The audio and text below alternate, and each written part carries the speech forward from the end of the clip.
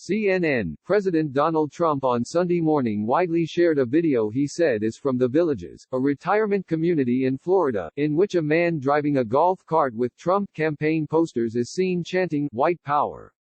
The president retweeted the video that showed the community's Trump supporters and anti-Trump protesters arguing with one another. The president thanked the great people shown in the video. "Thank you to the great people of The Villages. The radical left do-nothing Democrats will fall in the fall. Corrupt Joe is shot. See you soon," he wrote in the tweet. Roughly 3 hours later, the tweet no longer appeared in Trump's timeline. President Trump is a big fan of The Villages. He did not hear the one statement made on the video. What he did see was tremendous enthusiasm from his many supporters, White House Deputy Press Secretary Judd Deere said in a statement. Before the tweet was deleted, South Carolina Senator Tim Scott, the only black senator in the Republican conference, said on Sunday that the video retweeted by the president was offensive and indefensible. "There's no question. He should not have retweeted and he should just take it down," Scott said on CNN's State of the Union with Jake Tapper.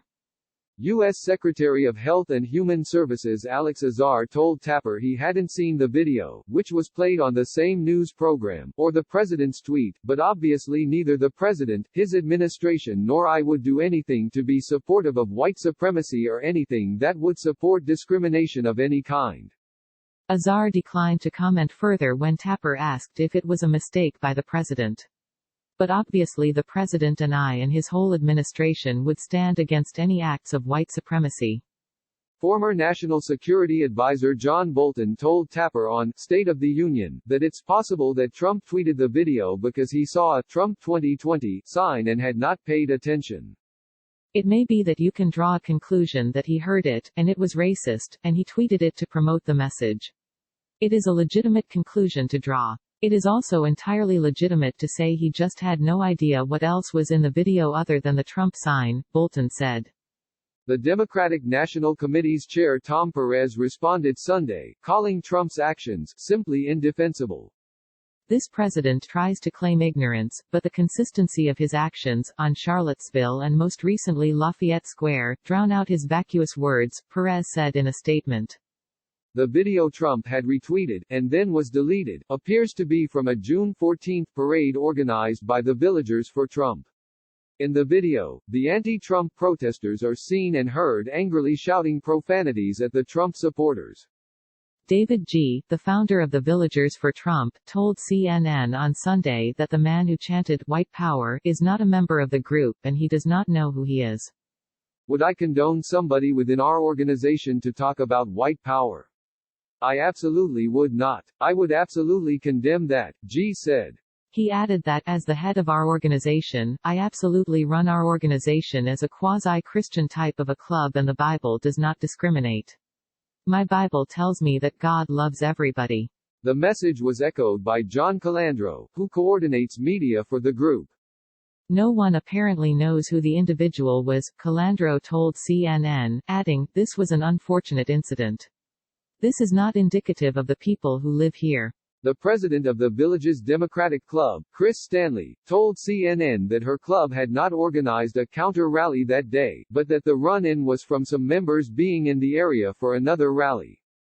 Trump has stoked racial tensions in the U.S. throughout his presidency and has recently used race-baiting rhetoric as he seeks to fire up his base to win a second term in office. Trump often denies his language as racist or inflammatory and dismisses criticism of such rhetoric as political correctness. He also has long denied being racist and claims that he's done more for the black community than any other president. Trump used a racist term, the Kung flu, to describe the coronavirus at his recent Tulsa, Oklahoma, rally.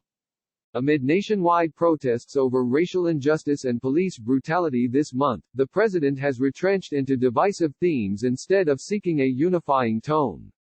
He has opposed changing the names of certain bases honoring Confederate commanders, and he and his administration have taken steps to protect national monuments as some protesters have attempted to tear down Confederate statues themselves. Last week, Trump tweeted seemingly random videos portraying white people being assaulted by black people, asking in one, "Where are the protesters?" He warned protesters in Minneapolis that, when the looting starts, the shooting starts, a phrase that originated in the 1960s with a Miami police chief accused of racism. Trump's 2020 rival, the presumptive Democratic nominee Joe Biden, compared Trump's tweet Sunday to his 2017 comments blaming both sides for violence between white nationalists and counter-protesters at a rally in Charlottesville, Virginia. "We're in a battle for the soul of the nation, and the president has picked a side. But make no mistake, it's a battle we will win," Biden said. This story has been updated with additional developments Sunday.